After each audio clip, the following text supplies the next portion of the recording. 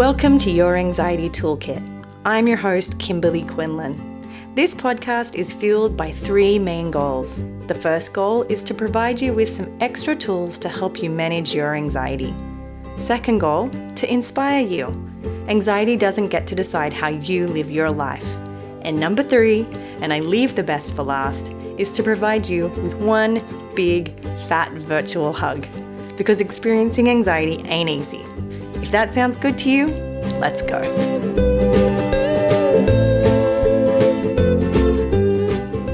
You guys, I am literally giggling with excitement over what we are about to do together.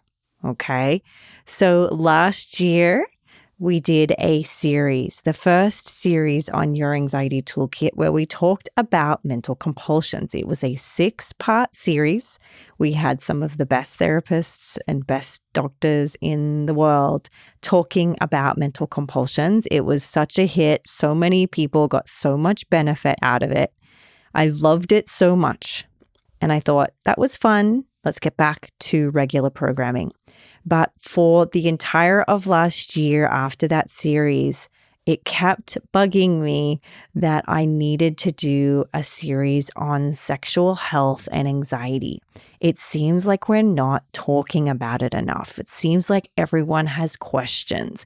Even people on social media, the algorithm actually works against those who are trying to educate people around sex and sexual side effects and arousal and how anxiety impacts it.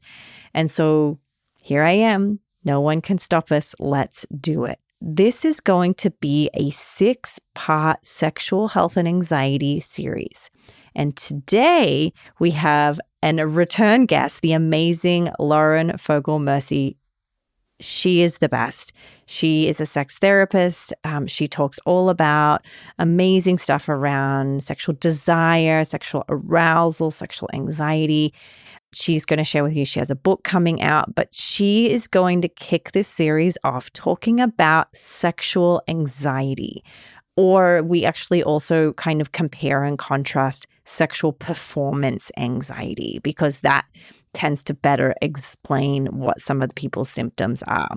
Once we go through this episode, we're then going to meet me next week, where I'm going to go back over, I've done an episode on it before, but we're going to go back over understanding arousal and anxiety. And then we're going to have some amazing doctors talking about medications and sexual side effects. We have an episode on sexual intrusive thoughts. We have an episode on premenstrual anxiety. We also have an episode on menopause and anxiety. My hope is that we can drop down into the topics that aren't being covered enough, and so that you feel like you've got one series, a place to go that will sort of help you with the many ways in which anxiety can impact us when it comes to our sexual health, our sexual arousal, our sexual intimacy. I am so excited. So let's get straight to it. This is episode 1 of the Sexual Health and Anxiety series with Dr. Lauren Fogel Mersy. Lauren is a licensed psychologist. She's a certified sex therapist. She's an author, and she is going to share with us, and we're going to talk in depth about sexual anxiety. I hope you enjoy the show. I hope you enjoy all of the episodes in this series. I cannot wait to listen to these amazing speakers, Lauren being the first one. Thank you, Lauren.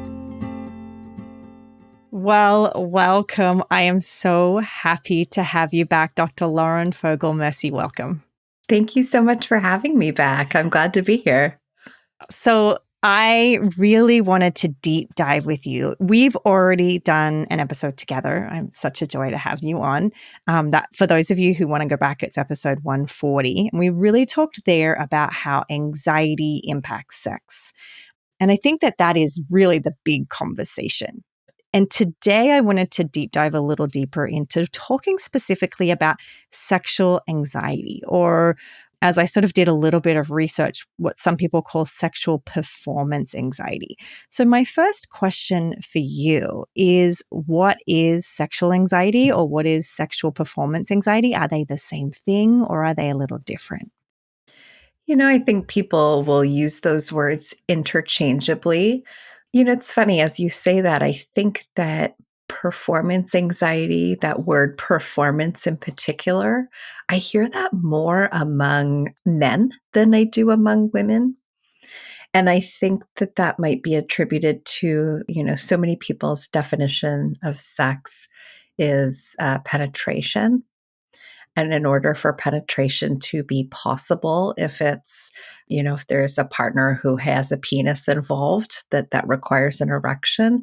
And so I often hear that word performance sort of attributed to essentially erection anxiety or something to do with, will the erection stay? Will it last? Basically, will penetration be possible and work out? So I think I often hear it attributed to that.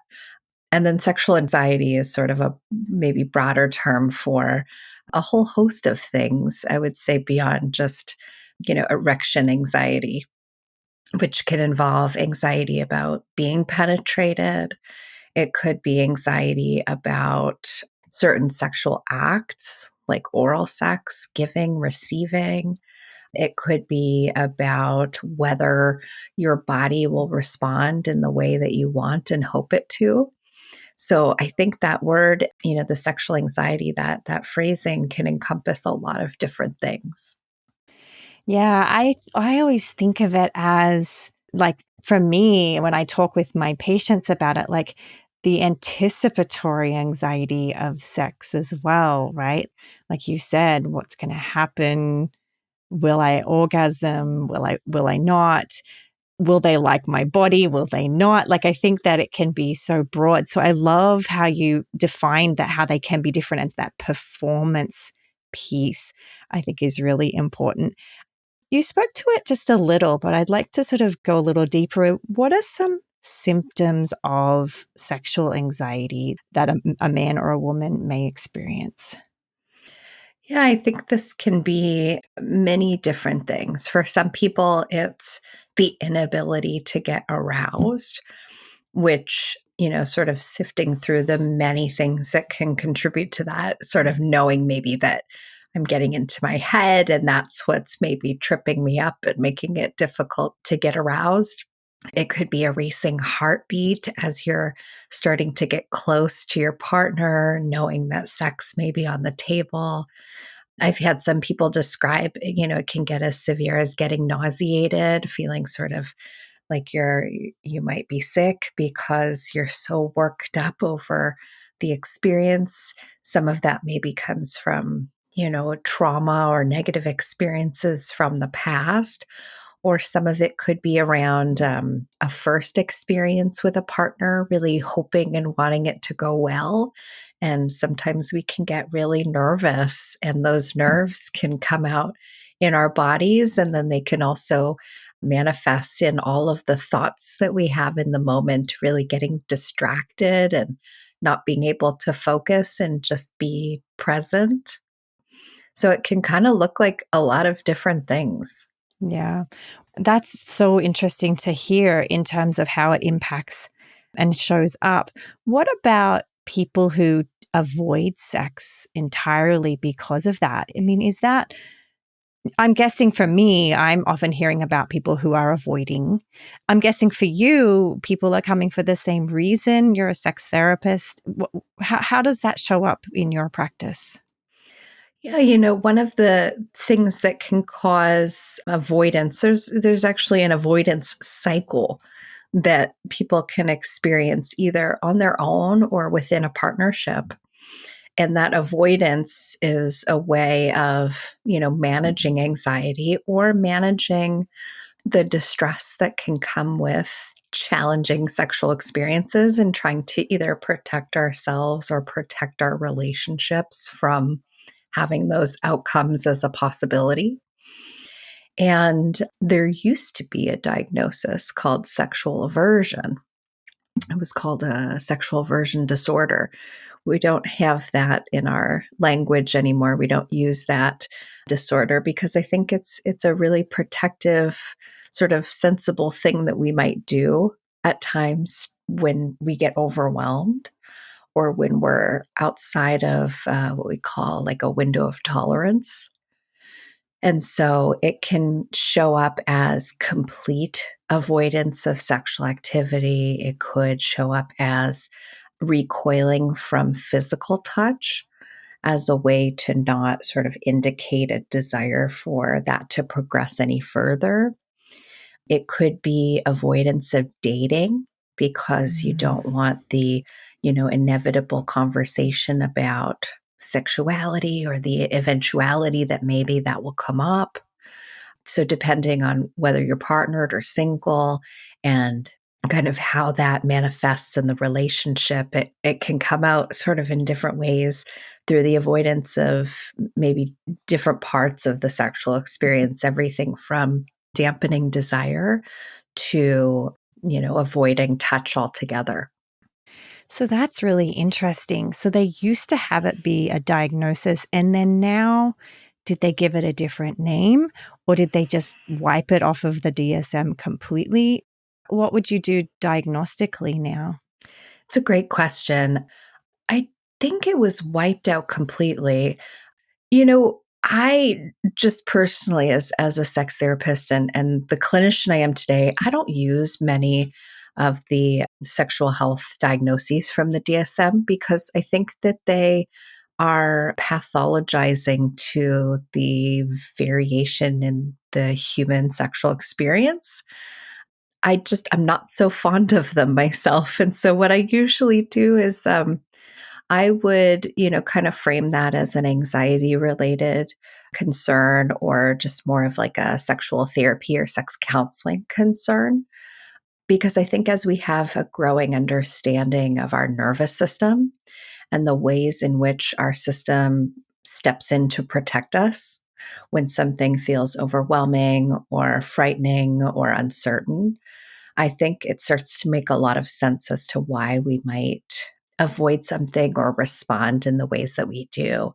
And once we have some understanding of, maybe there's some sort of good sense behind this move that you're making, whether that's to avoid or protect or to hesitate or to get in your head, then we can have some power over adjusting how we're experiencing the event once we kind of understand that there's usually good reason why something's there. That is so beautiful. I love that you frame it that way. And it's actually a good lesson for me because I'm always in the mindset of like, we've got to get rid of avoidance, right? Like, that's the anxiety work that I do. And I think that you bring up a beautiful point that I hadn't even considered, which is, we always look at avoidance as something we have to fix as soon as possible. And I think what you're saying is you don't conceptualize it that way at all. And we can talk more about what you could do to help if someone is having avoidance and they want to fix that. But what I think you're saying is we're not here to pathologize that as a problem here. Yeah, I kind of see it. I'm trained less in sort of the specifics, and I think that makes a lot of sense when you're working with specific anxiety disorders and OCD and the like. I've, as of late, been training more and more in emotionally focused therapy. And so I'm coming at it from an attachment perspective, and I'm coming at it from somewhat of a systemic perspective and kind of saying, what is the avoidance doing? What is it trying to tell us? There's usually some sort of good reason somewhere along the way that we got where we are. And can I validate that that makes sense? That when something is scary or uncertain, or you were never given good information, or you really want something to go well and you're not sure about it and it means a lot to you, there's all kinds of good reasons why that might sort of hit as overwhelming. And so when we're talking about performance anxiety or sexual anxiety, really the number one strategy I'm looking for is how can we kind of work with what we call your window of tolerance. And so if your current comfort zone encompasses a certain amount of things, whatever that might be, certain sexual acts with maybe a certain person, maybe by yourself, I want to help you break down sort of where you want to get to and break that into the smallest manageable, sort of tolerable steps so that what we're doing is sort of we've got one foot in your current sort of window of what you can tolerate and maybe just a toe at a time out and breaking that up into manageable pieces so that we don't keep overwhelming your system. And that is essentially what my job is with a lot of folks is helping them take those steps. And often what our nervous system needs to register that it's okay, that it's safe, that we can move towards our goals, cognitively we think it's too slow Mm, or it's too small. yeah. Yeah. And But so it's not. it's not, it's Yeah. not. We have to really break that down. So, if there's something about the sexual experience that you're avoiding, that is overwhelming, that you're afraid of, what I do is validate that, it makes sense that that maybe is just too much and too big all at once. And then let's figure out a way to work ourselves up to that goal over time. And usually slower is faster. Yeah. I love that. I really do. Okay. So, why do people have sexual anxiety? Like, is that even an important question? Do you explore that with your patients? I think a lot of people, when I see them in my office or online, we know there's a concern that they want to fix, but they're really quite distressed by the feeling that something is wrong with them and they want to figure out what's wrong with them. So do you have some feedback on why people have sexual anxiety? I do. I think it can stem from a number of experiences or lack thereof in our lives. There are some trends and themes that come up again and again that I've seen over the years in sex therapy. Even though we live in, we're taping here in the US, we're, in a culture that has a lot of sexuality embedded within the media, there is still a lot of taboo and a lot of misinformation about sex or a lack of information that people are given. I mean, we still have to fight for comprehensive sex education. So, some people have gotten explicitly negative messages about sex growing up. Some people have been given very little to no information about sex growing up. And both of those environments can create anxiety about sex. We also live in a world where talking openly about sex with friends, parents teaching their children more than just, abstinence and going into a little bit more depth about, what healthy sexuality looks like between adults. A lot of that is still not happening. And so what you get is very little frame of reference for what's quote unquote normal and what's considered concerning versus what is par for the course with a lifetime of, being a sexual person. And so a lot of people are just sort of left in the dark. And that can create anxiety for a good portion of those folks, whether it's having misinformation or just no information about what to expect. And then the best thing that most of us have to draw on is like the Hollywood version of a Mm, very brief sex scene. yes, I was just thinking about that. And it's just so wildly different than your actual reality. Yeah. That's exactly what I was thinking about is the expectation is getting higher and higher, especially as we're more accessible to pornography online for the young folks as well, of just what they expect themselves to do. That's right. That's right. So, we have young people being exposed to that on the internet. We've got adults, viewing that. And with proper porn literacy and ethical porn consumption, that can be a really healthy way to enjoy erotic content and to engage in sexuality.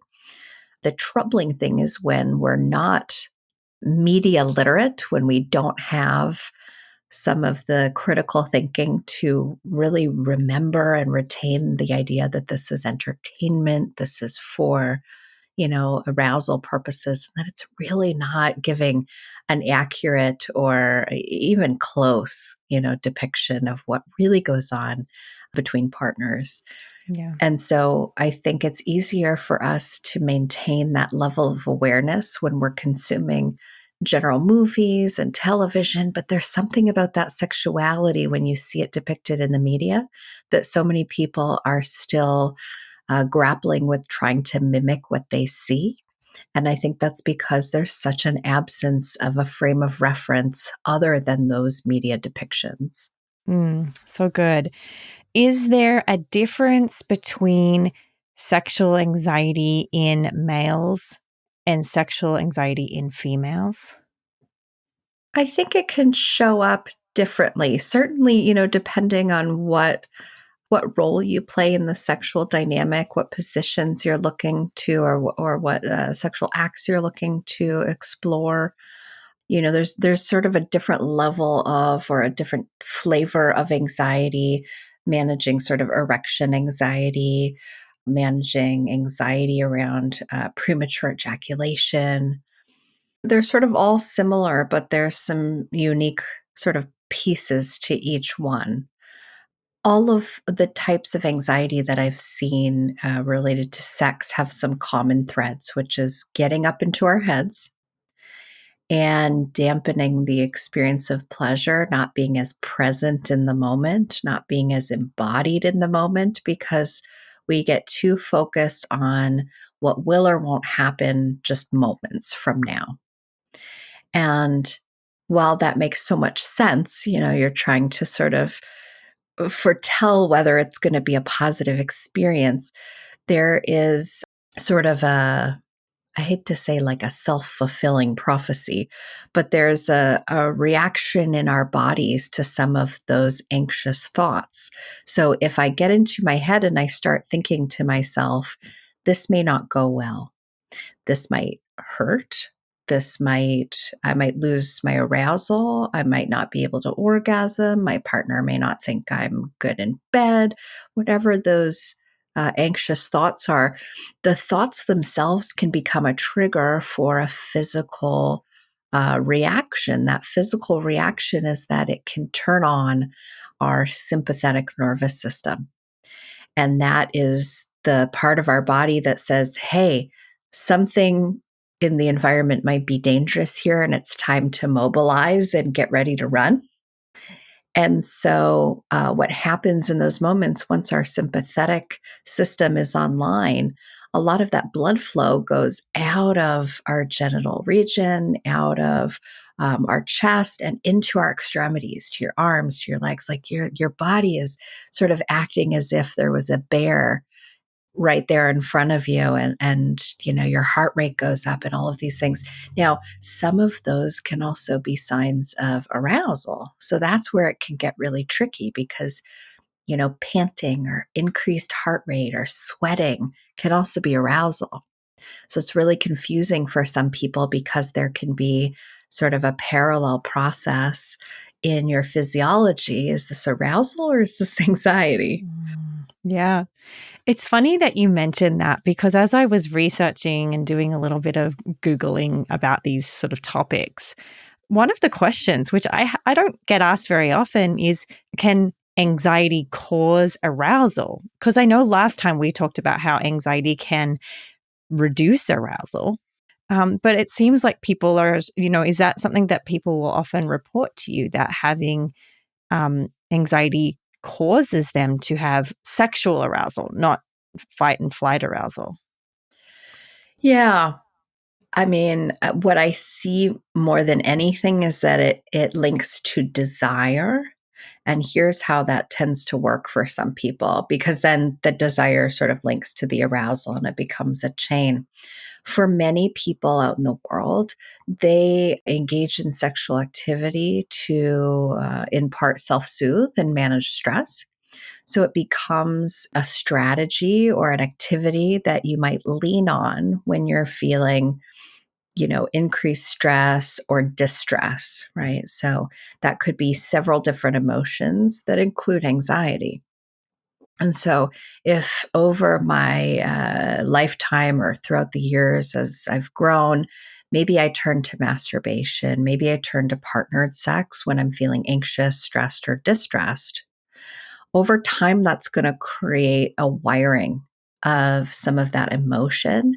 And then my go to strategy for decreasing that emotion or working through that emotion. And so, that pairing over time can definitely work out so that, as soon as I start feeling anxious, I might sort of quickly come to feelings of arousal or a desire to be sexual. Very interesting. Thank you. That was not a question I had, but it was interesting that it came up when I was researching. So, Yeah. yeah, very cool. This is separate to this is sort of like a wild card question. Sure. And again, is when I was researching here, one of the things that I went down a little rabbit hole, a Google rabbit hole, you know how you go down those, That's never happened to me. is what about post-sex anxiety? So a lot of what we're talking about today is like, what I would assume is like anticipatory anxiety or during sex anxiety. What about post-sex anxiety? What is post-sex anxiety? Yeah, certainly I've come across more, I don't know if it's research or articles that have been written about something called postcoital dysphoria, which is sort of like after sex blues. Some people get kind of tearful, some get sad, some feel like they want to pull away from their partner and they need a little bit of space. So that's certainly a thing that people report. And I think either coexisting with that or sometimes in its place can be maybe feelings of anxiety that ramp up. I think that can be for a variety of things. Some of it could be, again, sort of getting into your head and then sort of doing a replay like, was that good? Are they satisfied? Did I like, we get into sort of this thinking that it's like a good or bad experience and which one was it? Also, there's many people who look to sex, especially when we have more anxiety, and particularly if we have a more predominantly anxious attachment, where we look to sex as a way to sort of validate the relationship, to feel comforted, to feel secure, to feel steady. And so there's sort of a process that happens where it's like, seeking out sex for comfort and steadiness, having sex in the moment, feeling, more grounded. And then some of that anxiety may just return right on the other end once sex is over. And then you're back to maybe feeling some insecurity or unsteadiness again. Yeah. And Yeah. so when that happens, that's usually a sign that it's not just about sex. It's not just a sexual thing. That's actually more of an attachment and an insecurity element that needs and warrants maybe a greater conversation. The other thing is your hormones and chemicals change throughout the experience. And so you get this increase of bonding, maybe with a partner, and oxytocin and feel good chemicals. And then they can sometimes drop off after an orgasm, after the experience. And so for some people, they might just experience that as depressed mood, anxiety, or just a feeling of being unsettled. That's so interesting. And it makes total sense about the sort of attachment piece and the relational piece and that rumination, that more self-criticism that people may do once they've reviewed their performance per se. So, okay, that's really helpful to hear. I have heard actually several people have mentioned to me when I do lives on Instagram, the postcoital dysphoria. Is that maybe you could help me with the way that to word it, but is that because of a hormone shift, or is that again because of a psychological shift that happens after orgasm or sex? My understanding is that we're still learning about it, Mm, that we've sort of noticed that it's a phenomenon, we're aware of it, we have a name for it. But I don't know that we have enough research to fully understand it mm, just yet. And so right now our understanding, if I'm not misquoting the research, I believe our understanding is more anecdotal at this point. mm, So very. I would say many different things could be possible, anything from, chemical changes to attachment insecurities. And there's probably things that are beyond that I'm also, missing in that equation. So Yeah. I think it's something we're still studying. Yeah, very interesting. Okay, so let's talk now about solutions. When should someone reach out to either a medical professional, a mental health professional? What would you advise them to do if they're experiencing sexual anxiety or performance anxiety when it comes to sex? Yeah, no, that makes a lot of sense. It's a great question. And what I like to tell people is I want you to sort of think of your sexual experiences like a bell curve. And for those who were not very science or math minded like myself, just a quick refresher, a bell curve basically says that the majority of your experiences in sex are going to be good, or that's what we're hoping for and aiming for. And then there's going to be a few on one tail. There's going to be some of those, not the majority, that are amazing, that are excellent, that Mind really blowing. stand out. Yes, mind blowing, fabulous. And then there's the other side of that curve, that pole. The other end is going to be, something didn't work out, disappointing, frustrating. There is no 100% sexual function across a lifetime with zero hiccups. That's not going to be a realistic goal or expectation for us. So I always like to start off by reminding people that you're going to have some variation in experience. And what we'd like is for at least a good chunk of them to be what Barry McCarthy calls good enough sex. It doesn't have to be mind blowing every time, but we want it to be, satisfying, of good quality. So if you find that, once or twice you can't get aroused, you don't orgasm, you're not as into it, one of the liabilities for us anxious folks, and I consider myself one of them, having generalized anxiety disorder my whole life.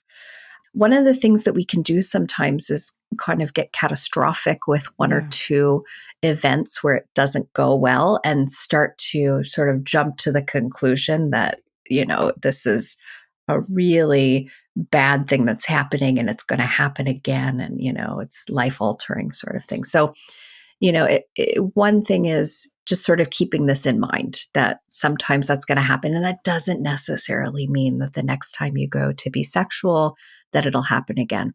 But if you start to notice a pattern, a trend over several encounters, then you might consider reaching out to someone like a general therapist, a sex therapist, to help you kind of figure out what's going on. Sometimes there's a medical component to some of these concerns, like, a pattern of difficulty with arousal. That's not a bad idea to get that checked out by a medical provider because sometimes there could be, blood flow concerns or hormone concerns. So, again, I think we're sort of looking for patterns. If there's a pattern, if it's something that's happening more than a handful of times, certainly if it's distressing to you, that might be reason to reach out and see a professional. I think you're right in terms, I love the bell curve idea. And that actually sounds very true because often I'll have clients who have never mentioned sex to me. We're working on their anxiety disorder. And then they have one time where they were unable to become aroused or have an erection or have an orgasm. And then you, like you said, that catastrophic thought of like, what happens if this happens again? Or what if it keeps happening?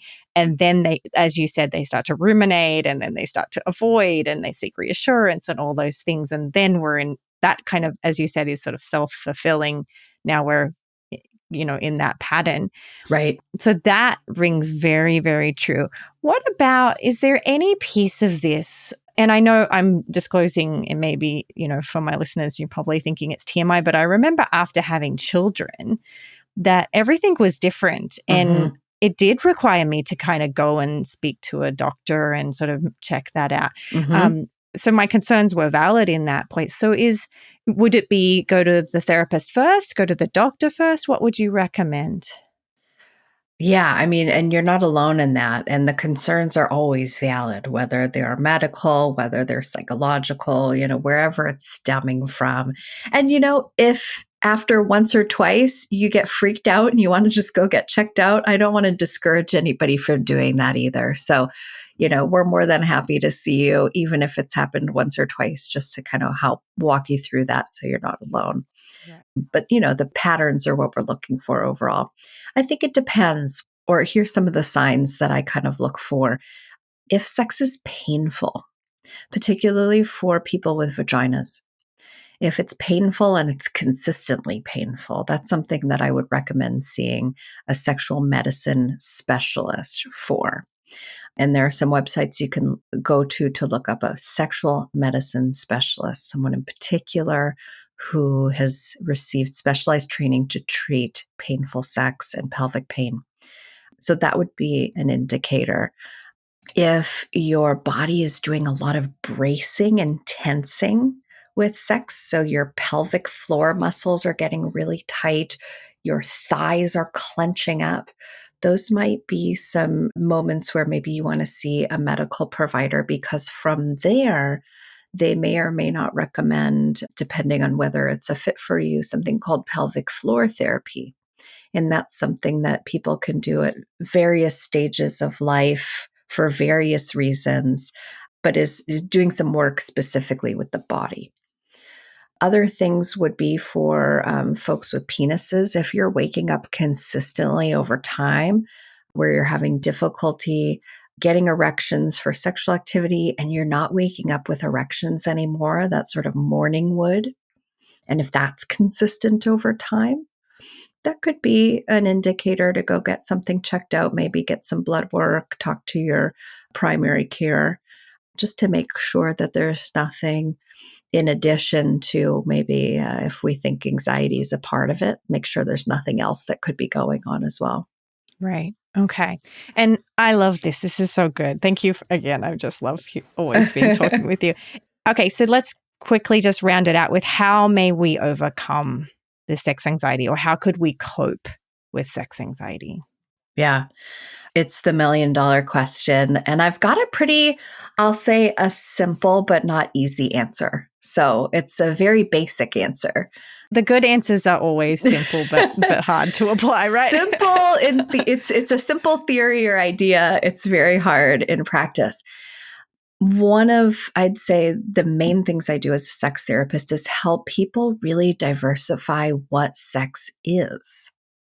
So the more rigid of a definition we have for sex, and the more rigidly we adhere to a very particular set of things that have to happen in a particular order, in a very specific way, the more trouble we're going to have throughout our lifetime making that specific thing happen. And so the work is really in broadening and expanding our definition of sex, and having maybe a handful of different pathways to be sexual or to be intimate with a partner, so that, hey, if today I have a little bit more anxiety and I'm not so sure that I get aroused, that we can do path A or B. And if penetration is not possible today because of whatever reason, that we can take path C. And when we have more energy or less energy, more time, less time, that the more flexibility we have and expansiveness we have to being intimate and sexual, the more sexual you'll be.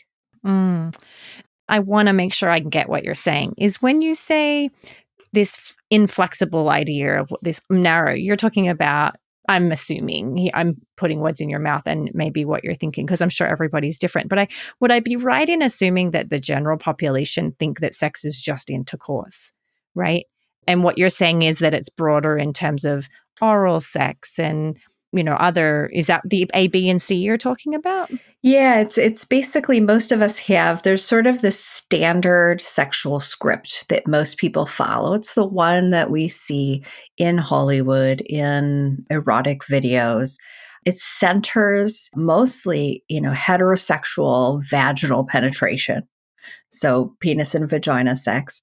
It centers sex as culminating in orgasm, mainly Mm. for the man, and then nice if it happens for the woman as well in these Right. heterosexual scenarios.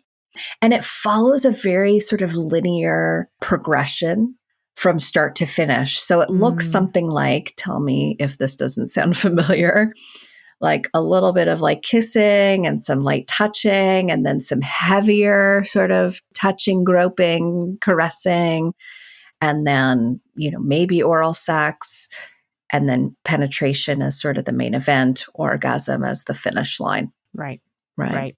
So that would be an example of when I say like path A or B or C, I'm thinking like that in particular, what I just described, let's call that path A, for Right. not that it's the gold standard, but it's the one we draw on. Let's Right. say that's one option for having a sexual encounter. But I also want people to think about, there's going to be times where that is not on the table for a variety of reasons. Because if you think about it, that requires a certain energy, time. There might be certain conditions that you feel need to be present in order for that to be possible. And for some people, it automatically goes to the wayside the moment something happens, like, well, I don't feel like I have enough time, or I'm tired, or I'm menstruating, or this, or whatever it is, something comes up as a barrier, and then that goes out the door. And that can include things like anxiety and feeling like we have to adhere to this progression in this particular way. So let's call that path A. Path B might be we select a couple of things from that we like. And let's say we do a little kissing and we do oral sex and we say goodnight. Let's say path C is we take a shower together and we kiss and we soap each other's backs and we hug and that's path C. Path D is massaging each other full body. So you've got all these different pathways to being erotic or sensual or intimate or sexual. And the more that you have different pathways to being intimate, the more intimate you'll be. Mm. That is so relieving, is the word I feel. Like, I feel a sense of relief in terms of, like, you're right. Like, I think that is a huge answer, as you said. Actually, I think it's a good answer. I don't think that's a hard answer. I like that. For me, it feels like sort of this wonderful relief of pressure or change of story and narrative. So I love that. And I know in the last episode you talked a lot about mindfulness and stuff like that, which I will have in this series. People can go and listen to as well. I'm sure that's a piece of the pie. Okay. Yeah. I want to be respectful of your time. Where can people hear more about you and the work that you're doing? And I know that you have an exciting book coming out. So tell us a little bit about all that. Oh, thank you. I do. I co-authored a book called Desire. It's an inclusive guide to managing libido differences in relationships. And I co-authored that with my colleague, Dr. Jennifer Venzel. And that comes out August 22nd, 2023 of this year. And we'll be talking in that book mainly about desire. And there are some chapters or some sections in the book that do intersect with things like anxiety. There's some particular instructions and exercises that help walk people through some things that they can do with a partner or on their own to work through anxiety. We've got an anxiety hierarchy in there where, whatever your goal might be, how to break that up into smaller pieces. And so we're really excited about that. And so I think that might be helpful for some So good. people in your So audience. good. Yeah. Yeah. Yeah. And then in general, I am most active on Instagram. My handle is my full name. It's Dr. Lauren Fogel Mersy. I'm also on Facebook and TikTok, and my website is drlaurenfogel.com. Oh, thank you. Once again, so much pleasure having you on the show. Thank you for your beautiful expertise. You bring a gentle, respectful warmth to these sort of more difficult conversations. So thank you. Oh, I appreciate it. Thanks for having me back. Please note that this podcast or any other resources from cbtschool.com should not replace professional mental health care. If you feel you would benefit, please reach out to a provider in your area. Have a wonderful day, and thank you for supporting cbtschool.com.